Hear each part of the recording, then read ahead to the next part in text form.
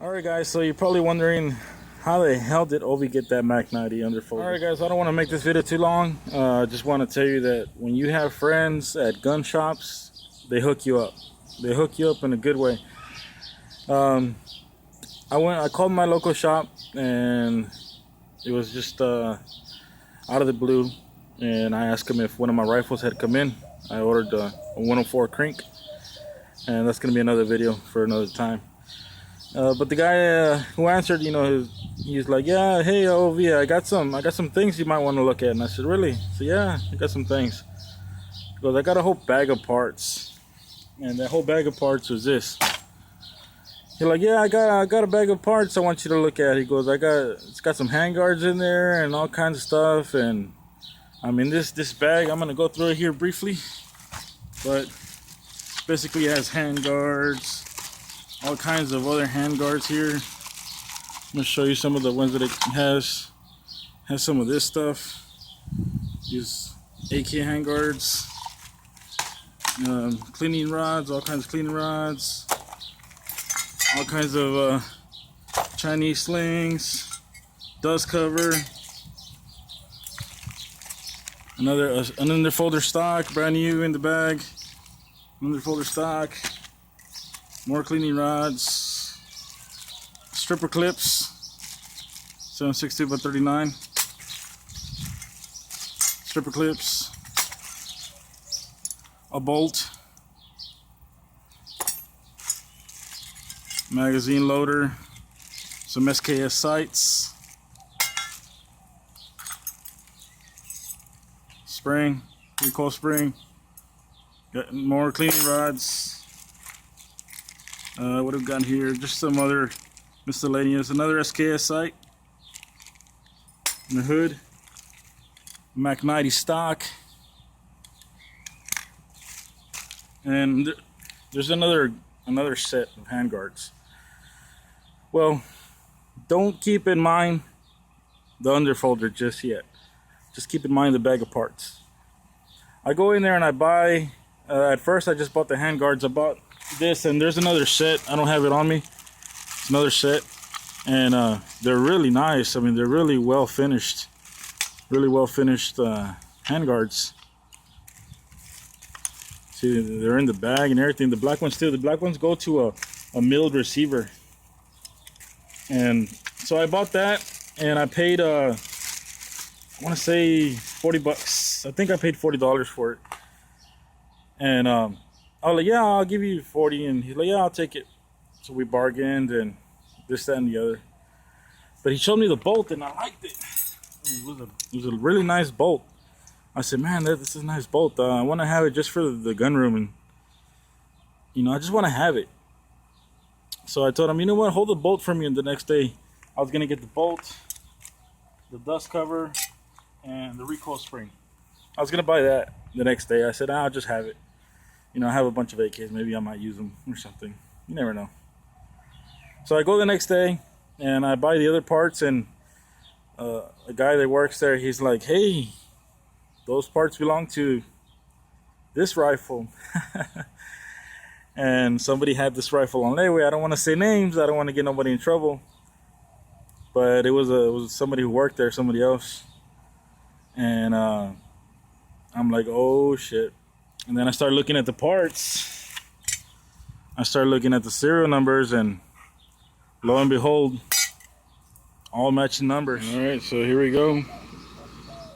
You can see there, matching bolt, carrier, matching trunnion, 06012.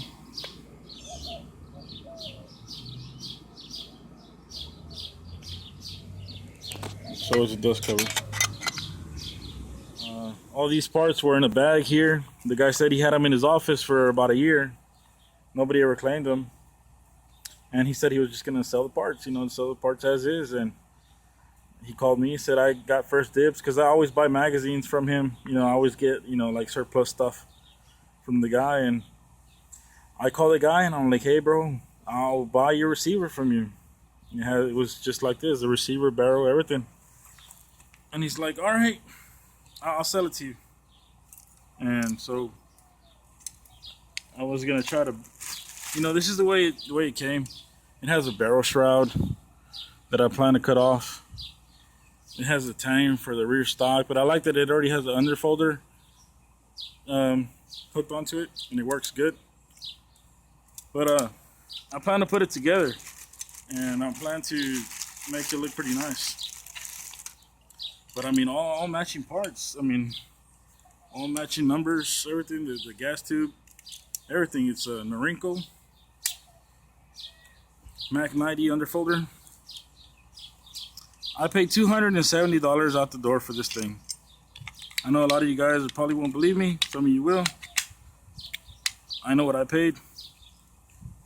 $270. Because the next day I went for the bolt, I paid 30 or 25 for the bolt.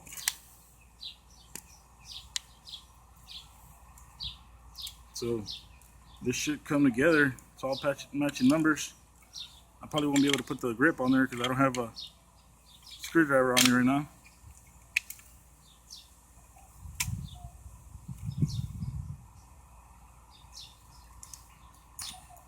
But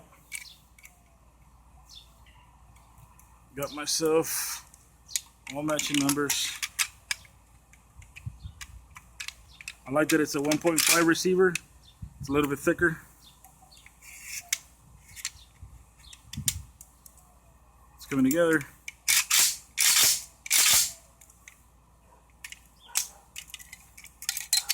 I don't have the screw for the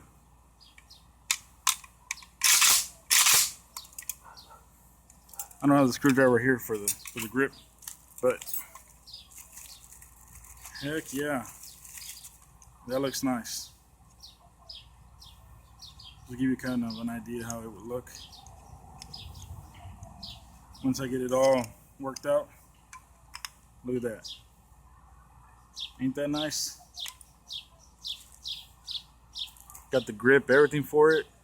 Nice matching numbers. Plan to cut the tang off, grind it down, take the barrel shroud out. $270. I got myself an underfolder, Norinco Mac 90. It's kind of a beat up, worn 8K. Went ahead and chopped the tang off here. Still got to finish it up with the file. I just did it on the grinder.